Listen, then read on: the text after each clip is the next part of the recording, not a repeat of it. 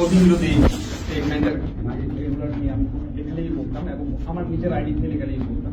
So in the metre আমি আমার Radisson গ্রুপে আমি প্রকিউরমেন্ট অফিসার হিসেবে ছিলাম, ইন্টারকন্টিনেন্টাল আমি প্রকিউরমেন্ট ম্যানেজার হিসেবে জয়েন করি ঢাকায়। এবং ওই সময় মোদি যখন 2020 সালে আসতেছিল তখন আমি ওই মোদির আসার ব্যাপারে প্রতিবাদ জানিয়ে লেখা লিখি 2 লাইনের একটা স্ট্যাটাস। আমি অফিসে যেদিন আসবো সেই দিন, এর পরের দিনে আমি অফিসে আসার পথে আমাকে হাতে জিল লেখা দেখে ওরা মাইক্রোতে আমার রিক্সা ব্লক করে আমাকে গাড়িতে তুলে নেয়। অ্যান্ড আমাকে প্রথমে র্যাব 11-তে নিয়ে যায় নারায়ণগঞ্জ, ওইখানে একটা সেলে রাখা হয়, ঘুম সেলে। এর পরের দিন রাতেই আমাকে এখানে নিয়ে আসা হয়। সো নিয়ে এসে আমাকে আমার শার্ট প্যান্ট ছিল, আমাকে লুঙ্গি পরিয়ে দেয় এবং টি শার্ট পরিয়ে দেয়। সো পরার পরে আমাকে, আমি তো ব্লাইন্ড ফোল্ডেড ছিলাম, তো আমি এখানে আমাকে বলে শুয়ে থাকো তুমি এখানে, এবং don't make any sound. And আমি সেটা করিনি। একটা পর্যায়ে আমি চেষ্টা করছিলাম বোঝার জন্য যে আমি আসলে কোথায়। সো আমি চোখ ব্লিঙ্কিং করে I just trying to lose my blind fold and I saw someone just from this side, he's just moving his hand and trying to getting my attention. So I saw him and he just telling me just sit down, and I sit down and I was just my handcuff was in the back side, so samne niye asho.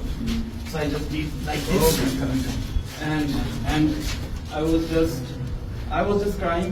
I just thinking about my two small child and my আমার যে বাচ্চা দুইটা ছিল, একটা 7 মাসের বাচ্চা আর একটা 1.5 বছর বাচ্চা। আমি শুধু তাদের কথাই চিন্তা করছিলাম, আমি তাদের খুব মিস করছিলাম। অ্যান্ড আমি শিওর ছিলাম যে আমাকে মেরে ফেলা হবে। অ্যান্ড তাদের থেকে আমি যখন জিজ্ঞেস করছিলাম, তারা আমাকে বারবার বলছে যে চিন্তা করিও না তুমি, এখানে আল্লাহ আমাদেরকে দেখবেন, হেল্প করবেন। সো তারাও বলছিল আমাদের ছোট ছোট বাচ্চা। আমি তাদেরকে তখন জিজ্ঞেস করছিলাম যে তোমরা কয় বছর ধরে এখানে? তো কেউ বলে 1.5 বছর, পাশে ও একজন ছিল বলে ও 3 বছর, একটা 17 বছরের বাচ্চা ছিল, ও রাঙ্গুনিয়া থেকে ওকে গুম করে আনা হয়। এই পাশে আরো 2 জন ছিল। এখানে এসে তখন এসে গেছে না, এবং আমাদের প্রত্যেকটা কমিউনিকেশন টোটালি ইশারায় হচ্ছে।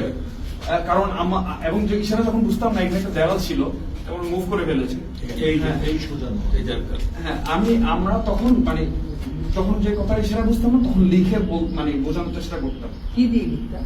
আমরা হাতের আঙ্গুল, যে আমি নাম যখন বলতে আমি নামটা বুঝতে পারছিলাম না, তখন তারা এইভাবে করে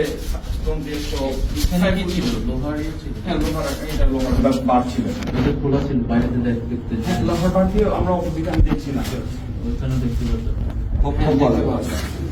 তো ওরা তো আসলে আমাদের টোটালি সাউন্ড করতে মানা করতো। তো ওরা যখন আসতো তখন সাথে সাথে আমরা আবার ব্লাইন্ড ফোল্ডে যখন আমরা আবার পিছন দিকে গিয়ে শুয়ে যেতাম। সেইভাবে করে আমাদের দিনগুলো পার হতো। এবং তারা এবার এই পাশে আমার ডান পাশে একটা ছেলে ছিল, তো কিছুক্ষণ পর পর খুব মারতো, তো কন্টিনিউয়াস মারতো এবং ও যতক্ষণ না কান্না থামাতো না, চিৎকার থামাতো না, ওকে মারতো। তো আমি তখন জিজ্ঞেস করতাম ওকে কেন মারতেছে, তো সব বলতে হয় ওকে মারতে মারতো পাগল হয়ে গেছে এবং ন্যাংটা দাঁড়ায় থাকতো, এই জন্য ওকে মারতো।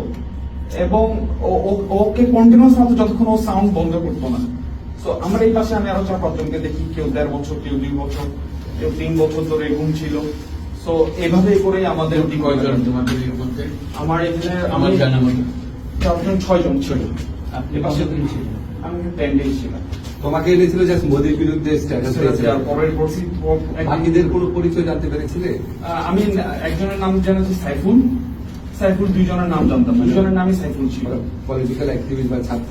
আপনার নামটা? কিছুই না। আপনার নাম? আমার মাসরুর আনোয়ার চৌধুরী। এখানে পিসের শুনছেন কিছু ছিল না, এখানে একটা ইয়া ছিল, কম্বলের একটা এক প্লেয়ারের কম্বল, একটা বিছানা ছিল, কোন বালিশ টালিশ ছিল না, একটা কাপড় ছিল। হ্যাঁ, পরে ওই সাইফুলদেরকে তুমি আর খুঁজেছিলে? জানো ওদের কি অবস্থা? আমি শুনেছি সাইফুল মানে পরবর্তীতে ওকে ছেড়ে দেওয়া হয়, বাট ও কোথায় আমি আর ট্রেস করতে পারি।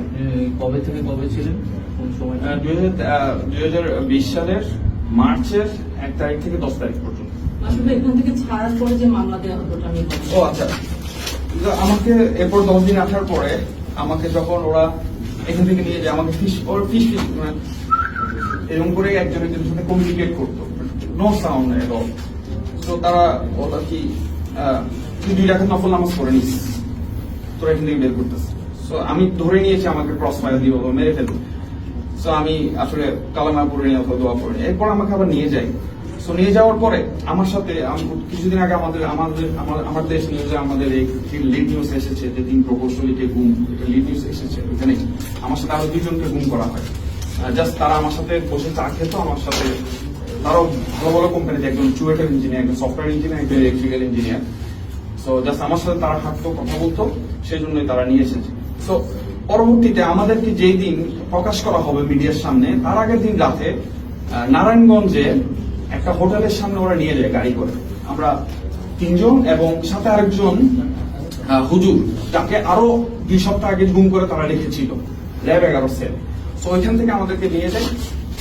একটা ব্যক্তি, যে লোকটা গাড়িতে ড্রাইভারের পাশে ছিল, সে ওই সামনে গিয়ে এই ধর ধর জঙ্গিদর বললো। তো জঙ্গিদর বললো, এখন মানুষ তাকায় আছে।